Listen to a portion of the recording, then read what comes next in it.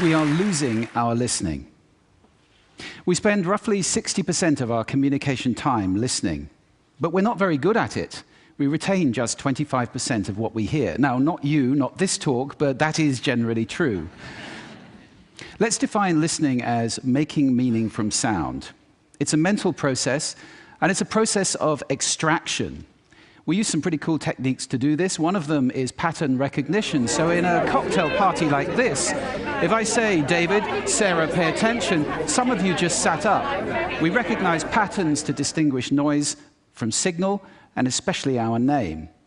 Differencing is another technique we use. If I left this pink noise on for more than a couple of minutes, you would literally cease to hear it. We listen to differences, we discount sounds that remain the same. And then there is a whole range of filters. These filters take us from all sound down to what we pay attention to. Most people are entirely unconscious of these filters, but they actually create our reality in a way because they tell us what we're paying attention to right now.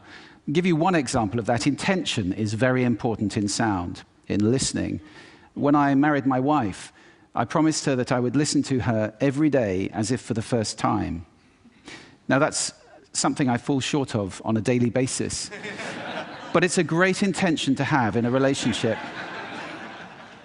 But that's not all. Sound places us in space and in time. If you close your eyes right now in this room, you're aware of the size of the room from the reverberation and the bouncing of the sound off the surfaces.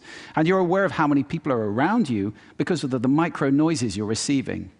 And sound places us in time as well, because sound always has time embedded in it. In fact, I would suggest that our listening is the main way that we experience the flow of time from past to future. So, sonority is time and meaning, a great quote. I said at the beginning, we're losing our listening. Why did I say that? Well, there are a lot of reasons for this. First of all, we invented ways of recording. First, writing, then audio recording, and now video recording as well. The premium on accurate and careful listening has simply disappeared. Secondly, the world is now so noisy, with this cacophony going on visually and auditorily, it's just hard to listen. It's tiring to listen. Many people take refuge in headphones, but they turn big public spaces like this, shared soundscapes, into millions of tiny little personal sound bubbles. In this scenario, nobody's listening to anybody. We're becoming impatient. We don't want oratory anymore, we want sound bites. And the art of conversation is being replaced, dangerously, I think, by personal broadcasting. I don't know how much listening there is in this conversation, which is sadly very common, especially in the UK. We're becoming desensitized. Our media have to scream at us with these kind of headlines in order to get our attention. And that means it's harder for us to pay attention to the quiet, the subtle, the understated. This is a serious problem that we're losing our listening. This is not trivial. Because listening is our access to understanding. Conscious listening always creates understanding. And only without conscious listening can these things happen. A world where we don't listen to each other at all is a very scary place indeed. So I'd like to share with you 5 simple exercises, tools you can take away with you to improve your own conscious listening. Would you like that?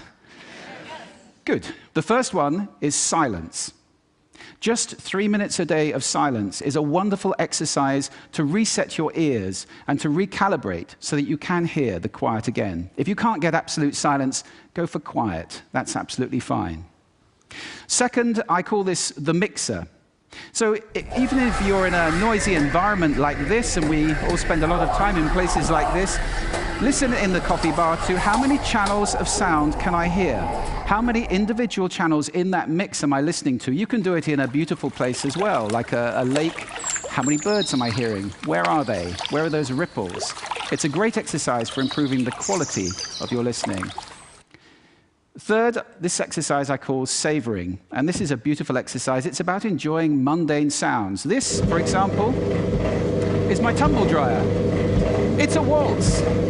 1, 2, 3, 1, 2, 3, 1, 2, 3. I love it. Or just try this one on for size.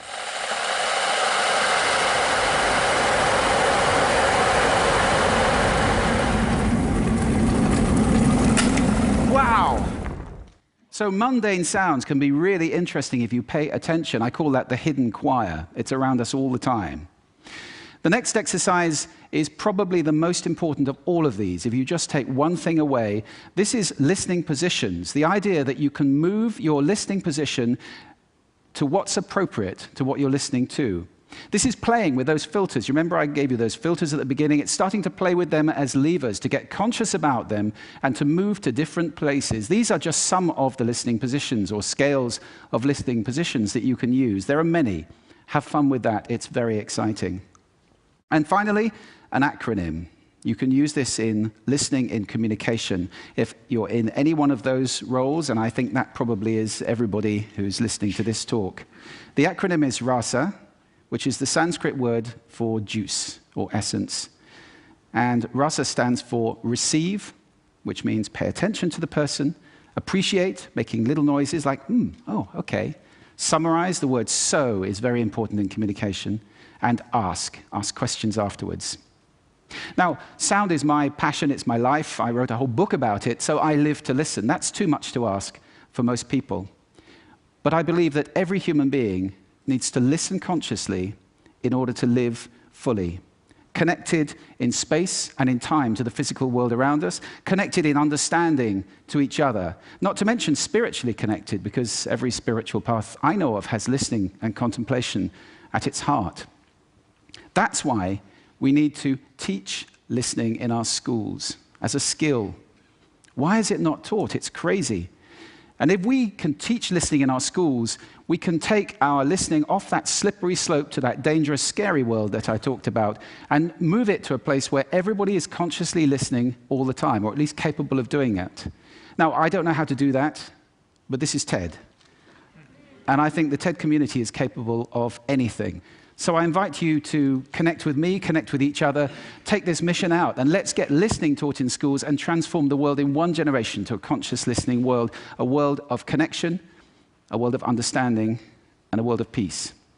Thank you for listening to me today.